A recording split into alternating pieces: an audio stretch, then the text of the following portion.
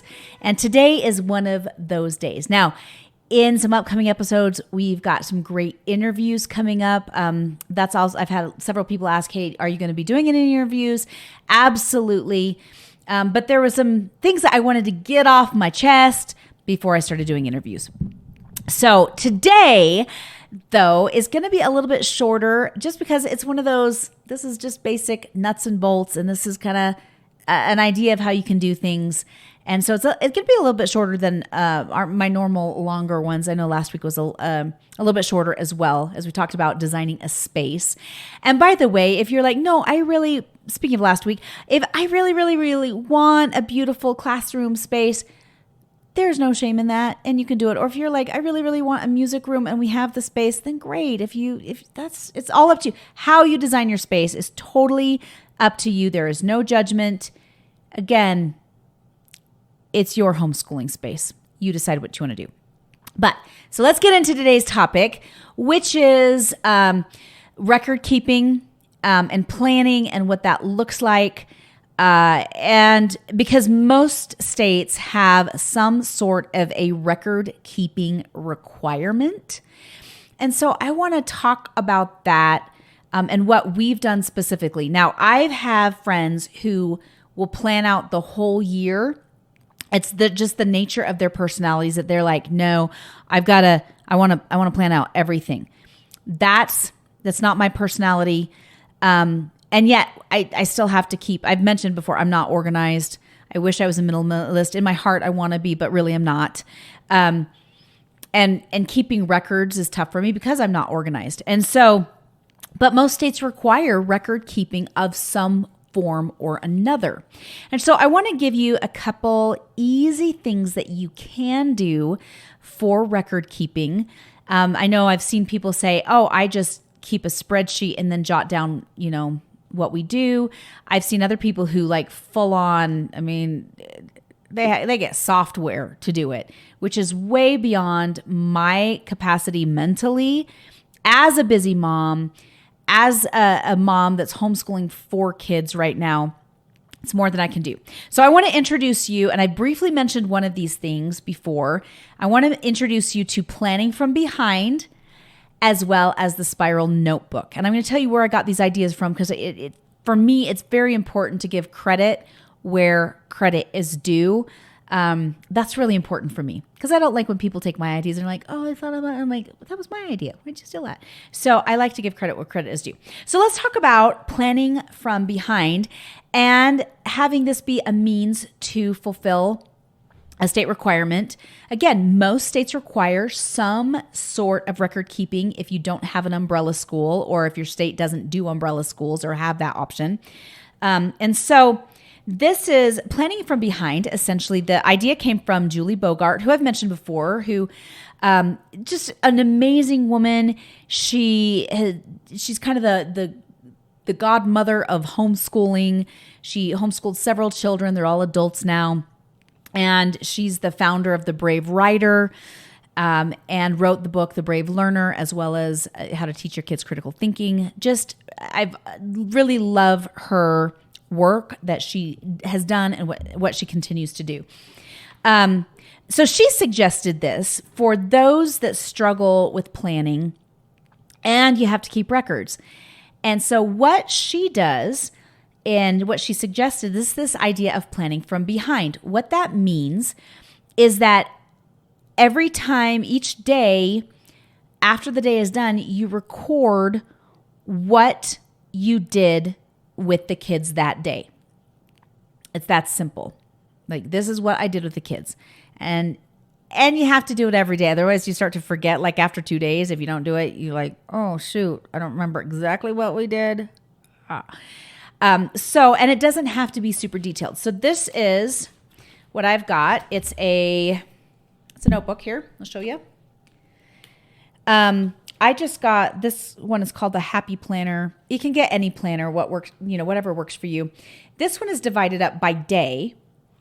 And each day I go in and I've actually drawn on it and divided up one section for each of my children. And then each day I go in and you can see this. It says like here under Jacob, typing lesson 1. And it's really rudimentary. We did typing lesson 1, math 7 lesson 1, pre-algebra lesson 2, Ninja Warrior for PE. He did quiet reading time, QRT, which I got that term from Sarah Mackenzie of the Read Aloud Revival. So Hatchet, he read a chapter of Hatchet, and then he did a scripture study. And then my daughter, Kara, she did an engineering box. She went to Ninja Warrior. We did some read it aloud. I usually include read aloud. If they do any sort of like enrichment program, I add that, but I essentially put everything that they do on here. We go to church, so I put church on here, a religious study. And all I do is at the end of the day, I record what they did that day. That's it. Basic, simple planning from behind. That way, I've got all of the records in one spot. And if the state were to ever come to me, which legally they shouldn't have to because I'm a licensed teacher, but I still get the school district that's like, have you submitted your NOI? And I'm always like, Eileen, I still don't have to submit an NOI. I'm still a licensed teacher because they're just the messenger, right? That way, if the state ever comes to me, if school district ever comes to me, not that I've ever heard of anybody who they have, but if they did, here's my record. And there's some amount of relief as a parent where when your kids say, and they will say it, I didn't learn anything last year. You're like, you little snot. We went through all these things, right? Don't call your kids snots. That's rude. I don't call my kids snots. I'll call them turkeys. I don't call them snots though. And that way you can look back and go, no, we did. We worked with, you did an Alex Hormozy class online and learned about business. You did typing 1. You read, Anne of Green Gables, these chapters that day. Again, very simple. I include we played at the park. We did tennis. We did outdoor exploring, and we record it all. And that way it's in one spot every year. Okay. That's called planning from behind. Now, for those of you, as I've mentioned before, who are super organized, it's going to drive you crazy because you're like, no, we need to plan ahead.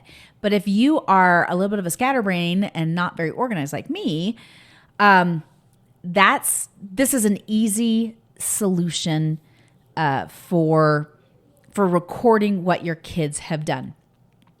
This year, I discovered something super cool, and it was put together. I heard about it actually on another podcast with Sarah Mackenzie, who does the Read Aloud Revival. She's written the Read Aloud she was the author of Read Aloud Family, does some really, really great, just really great stuff. She has fantastic book lists. If you're looking for I want to read aloud as a family, Sarah Mackenzie has great book lists on her Read Aloud Revival website.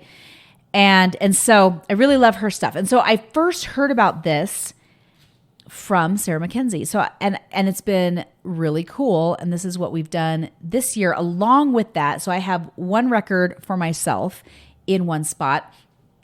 I also do what's called the spiral notebook method, which we tried this year, and it's working out beautifully. So this is how the spiral notebook method works. Super easy. What you do is you buy a cheap spiral notebook, one of these cheap ones, for each of your children, one apiece. And every day you write the date, and you do it the night before or early morning, the morning of, and you write down what you want them to do with 2 boxes. So the first box is when they complete it and they check it off. And the second box is when they report back to you what they did. Because I have kids who will say, yeah, I did it. And then okay, let me see the work. And they're like, okay, I didn't do all of it. I only wrote one thing.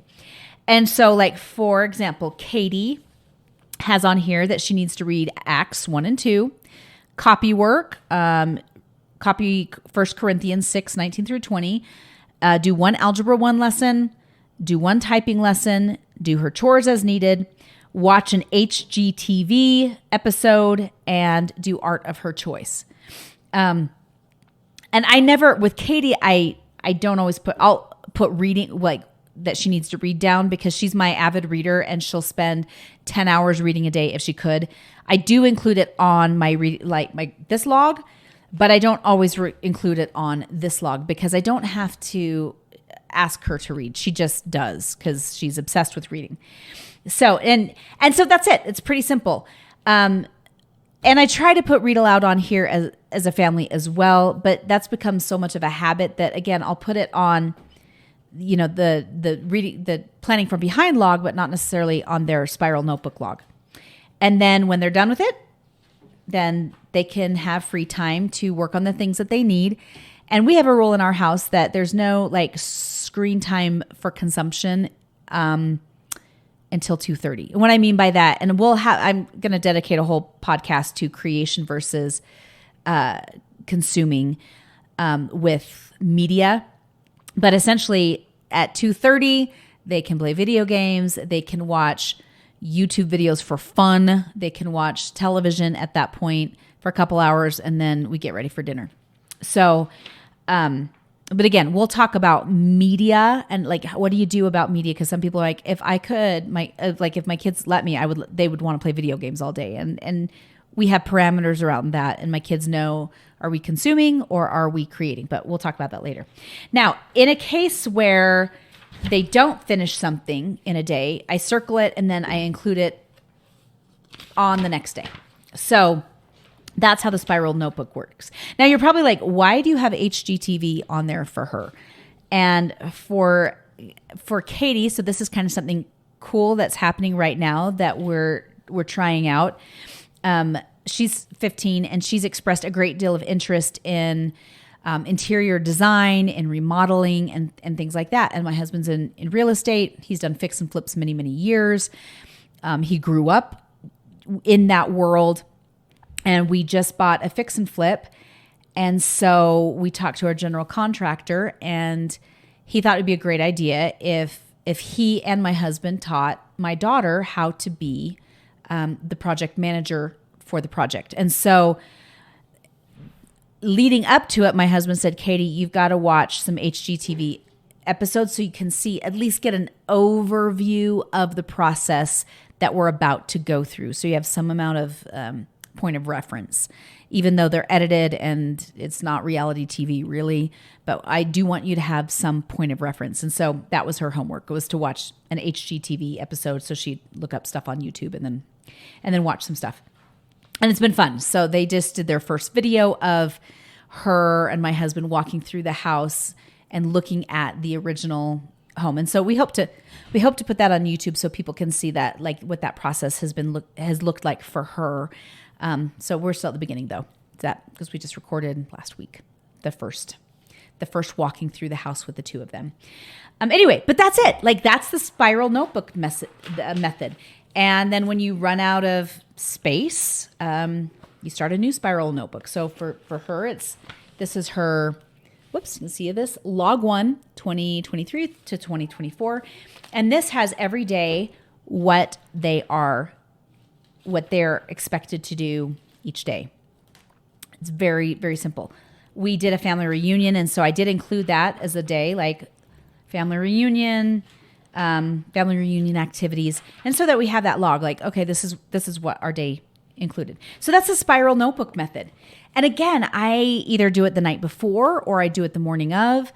I try to keep it very, very simple and not a super long list for the kids. Because it tends to overwhelm them, but keep it really simple, and then look at, okay, what things have we missed? What did we miss last week that we need to include this week? For example, Katie really wanted to take one of the Dave Ramsey financial classes for high school students. And so she started that. We bought that for her.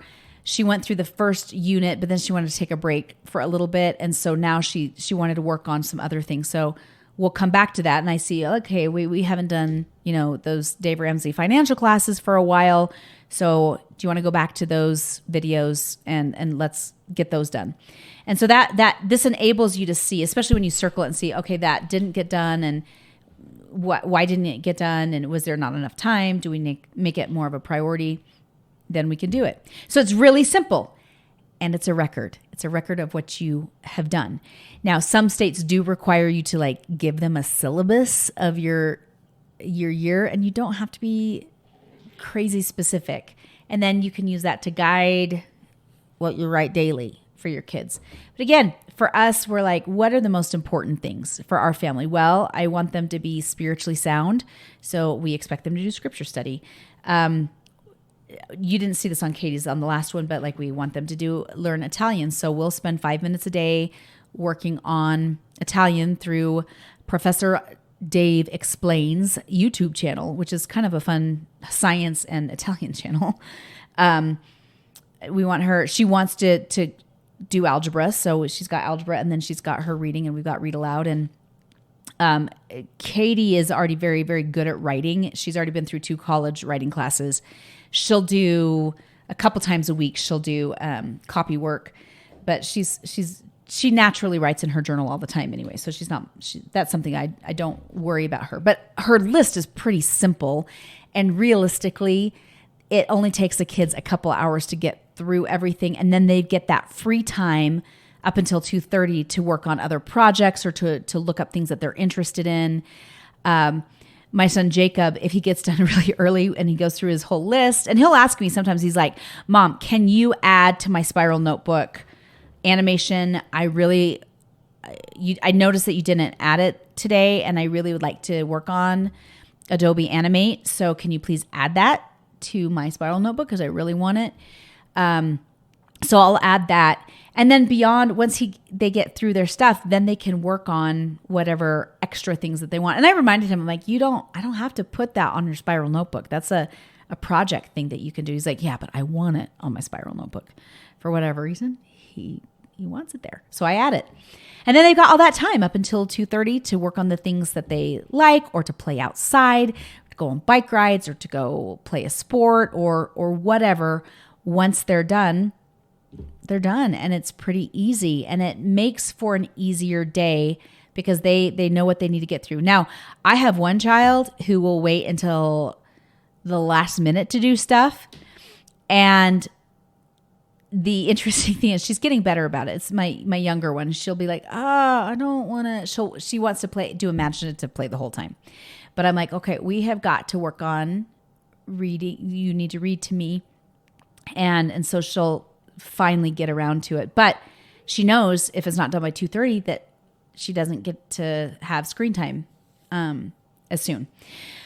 The other good thing that this does do is there are certain things that I have to do with the kids, like read aloud as a family. I do that with them. With my little 7-year-old, I have to read with her, and we work together, and she does need that help from me, whereas my older kids don't need as much help, if any. And they just want to know I'm there to answer questions.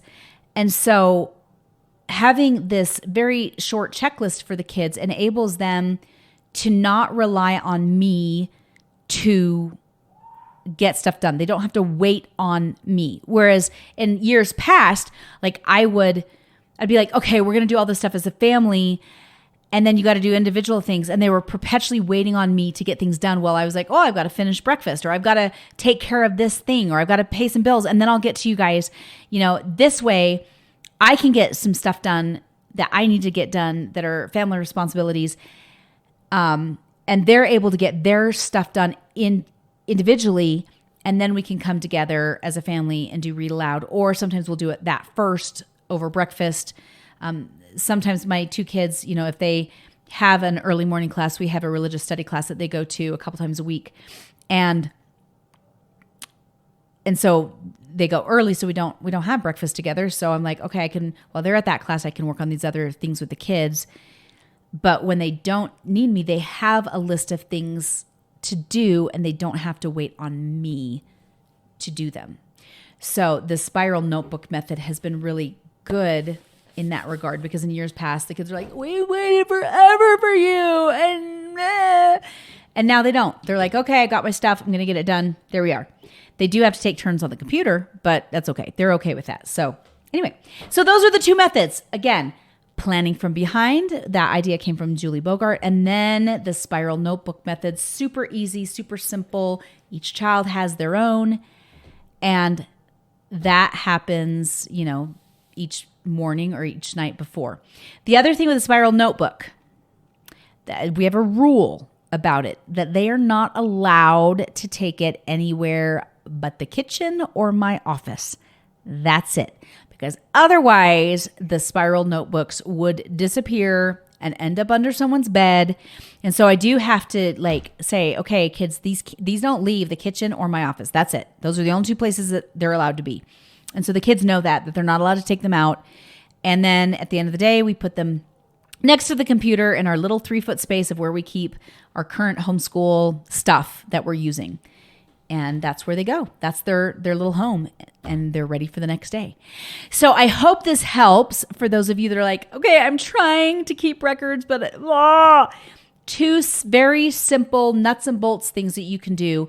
Plan from behind, or do the spiral notebook, or you can do both. That's what I'm doing this year, depending on what your days look like. Again, you can get far more sophisticated in your record keeping, but this works for me as a busy, very disorganized mom. This works well. So I hope you all have a really great week. I'm excited for some upcoming episodes. We're going to be talking about, in the future episodes, we're going to be talking about IEPs, 504s, and accommodations for your children who might be neurodivergent or special needs, or have learning disabilities. We'll be talking about options that if you want to bring somebody into your home to help, whether that's tutors or licensed teachers. We'll be talking about different methods from unschooling families, people who have adult children, what that's looked like for them with their kids getting into college, as they went that way. And so we've got some really fun upcoming episodes. So please subscribe if you haven't already.